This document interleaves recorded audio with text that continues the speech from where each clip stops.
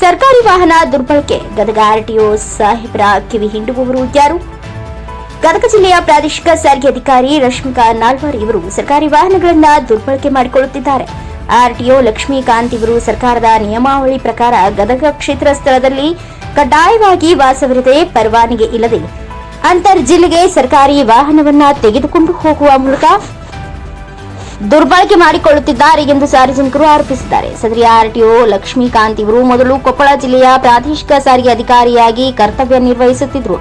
ಕೊಪ್ಪಳ ನಗರದಲ್ಲಿಯೇ ಇವರು ವಾಸವಿರುವುದರಿಂದ ನಿತ್ಯವೂ ಗದಗದಿಂದ ಕೊಪ್ಪಳಕ್ಕೆ ಹೋಗಿ ಬರಲು ಸರ್ಕಾರಿ ವಾಹನವು ದುರ್ಬಳಕೆ ಆಗುತ್ತಿದೆ ಎನ್ನುವುದು ಸಾರ್ವಜನಿಕರ ಕೂಗು ಕೇಳಿಬಂದಿತ್ತು. ಈ ಹಿನ್ನೆಲೆಯಲ್ಲಿ ಈಗ ಇದರ ಬಗ್ಗೆ ರಿಯಾಲಿಟಿ ಚೆಕ್ ನಡೆಸಿದಾಗ ಕೊಪ್ಪಳದಲ್ಲಿ ಆರ್ಟಿಒ ಸಾಹೇಬರು ವಾಹನ ಸಮೇತ ಸಿಕ್ಕಿಬಿದ್ದಿದ್ದು ಪ್ರಶ್ನಿಸಿದರೆ, ನಾನು ಇಲ್ಲಿ ಎಲ್ಲಿಗೆ ಬೇಕಾದರೂ ಹೋಗಿ ವಾಹನಗಳನ್ನು ತಪಾಸಣೆ ನಡೆಸಬಹುದು ಎಂದು ಉಡಾಫೆ ಉತ್ತರವನ್ನ ನೀಡಿದ್ದಾರೆ. ಈ ಬಗ್ಗೆ ಗದಗ ಜಿಲ್ಲಾಧಿಕಾರಿ ವೈಶಾಲಿ ಅವರು ಆರ್ಟಿಒ ಲಕ್ಷ್ಮೀಕಾಂತ್ ಅವರ ವಿರುದ್ಧ ಸೂಕ್ತ ಕ್ರಮ ಕೈಗೊಳ್ಳುವವರೋ ಇಲ್ಲವೋ ಎಂಬುದನ್ನ ಕಾದು ನೋಡಬೇಕಾಗಿದೆ.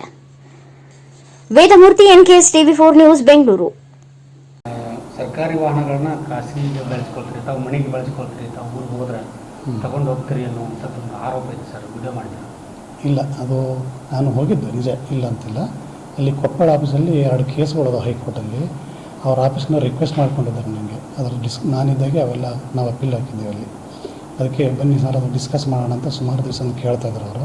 ಅದಕ್ಕೆ ಆಫೀಸ್ ಅವರ್ಸ್ ಮುಗಿದ್ಮೇಲೆ ನಾನು ಬರ್ತೀನಿ, ಇಲ್ಲಾಂದ್ರೆ ಆಫೀಸ್ ಅವರ್ಸ್ನ ಬರೋಕ್ಕಾಗಲ್ಲ ಅಂತ ಹೇಳಿದ್ದೆ. ಅದಕ್ಕೆ ಬನ್ನಿ ಅಂದರೆ ನಾನು ಸಾಯಂಕಾಲ ಹೋಗಿ ಎಲ್ಲ ಡಿಸ್ಕಸ್ ಮಾಡಿ ಬಂದಿದ್ದಕ್ಕೆ ಒಯ್ದಿದ್ದೆ ಗಾಡಿ. ಪ್ರತಿದಿನ ತೊಗೊಂಡು ಹೋಗ್ತಾರೆ? ಪ್ರತಿದಿನ ಇಲ್ಲ, 2 ದಿವಸ ಹೋಗಿದ್ದೀವಿ ಅಷ್ಟೇ.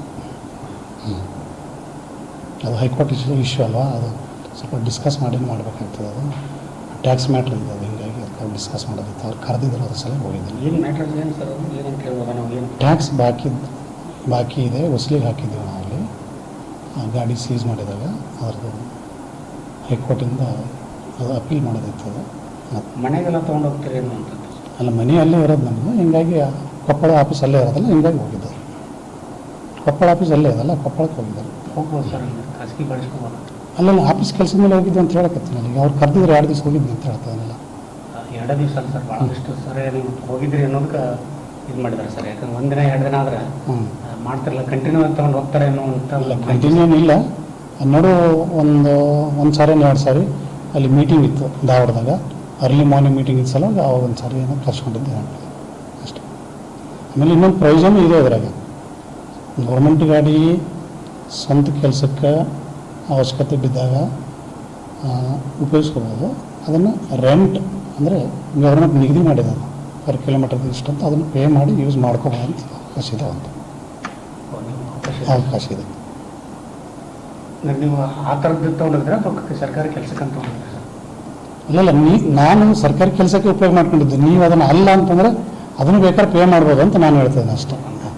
ಈಗ ನಾನು ಸರ್ಕಾರಿ ಕೆಲಸಕ್ಕೆ ಯೂಸ್ ಮಾಡಿದ್ದು, ಹೌದು. ಮತ್ತು ನೀವು ಅದನ್ನು ಇಲ್ಲ ಅಂತ ಹೇಳಂಗಿದ್ರೆ ಕಟ್ಟಲೇಬೇಕಂತಂದ್ರೆ ಅದ್ರ ಏನಾಗುತ್ತೆ ಅದು ಕಟ್ಬೋದು, ಅದಕ್ಕೇನಿಲ್ಲ. ಆಮೇಲೆ ಬೆಳಗಾಂ ಡಿವಿಷನ್ದು ಫ್ಯಾನ್ ಬೆಳಗಾಂ ಡಿವಿಷನ್ದಾಗ ಎಷ್ಟು RTO ಆಫೀಸ್ ಬರ್ತಾವೋ ಆ ಆಫೀಸರ್ಸ್, ಆಮೇಲೆ ಚೆಕ್ ಪೋಸ್ಟ್ ಆಫೀಸರ್ಸ್ ಎಲ್ಲರಿಗೂ ಮಂತ್ಲಿ ಮೀಟಿಂಗ್ ಇರ್ತದೆ ನಮ್ಮದು. ಸರ್, ಮೀಟಿಂಗನ್ನ ರೆಸಾರ್ಟ್ ಇಲಾಖೆ ಹೋಗ್ತಾರೆ, ಎಲ್ಲರ ಖಾಸಗಿ ಸರ್ಕಾರಿ ಕಟ್ಟಡದೊಳಗೆ, ಸರ್ಕಾರಿ ಭವನದೊಳಗೆ ನಿಮ್ಮಲ್ಲೇ ಮಾಡ್ಕೋಬೋದಿತ್ತಲ್ಲ ಖಾಸಗಿ ರೆಸಾರ್ಟ್ ಒಳಗೆ? ಅಂದರೆ ಒಂದು ಕಡೆ ಬರಗಾಲ ಸಂದರ್ಭದಲ್ಲಿ ಖಾಸಗಿ ರಿಸಾರ್ಟ್ ಒಳಗೆ ಇಲ್ಲ. ಅವರು ರಿಸಾರ್ಟ್ನವರು ಪರಿಚಯ ಇದ್ದಾರೆ ನಮ್ಮವರಿಗೊಬ್ಬರು. ನೀವು ಬನ್ನಿ ಸರ್, ನಾವೆಲ್ಲ ವ್ಯವಸ್ಥೆ ಮಾಡ್ತೀವಿ, ನಮ್ಮಲ್ಲಿ ನೋಡಲಿ, ಆಮೇಲೆ ಅವ್ರ ಫ್ಯಾಮಿಲಿಯವರೆಲ್ಲ ಬರ್ತಾರೆ, ನಮ್ಮೊಂದು ಬಿಸ್ನೆಸ್ ಆಗ್ತದೆ ಅಂತ ಅವ್ರು ರಿಕ್ವೆಸ್ಟ್ ಮಾಡ್ಕೊಂಡಿದ್ದಾರೆ.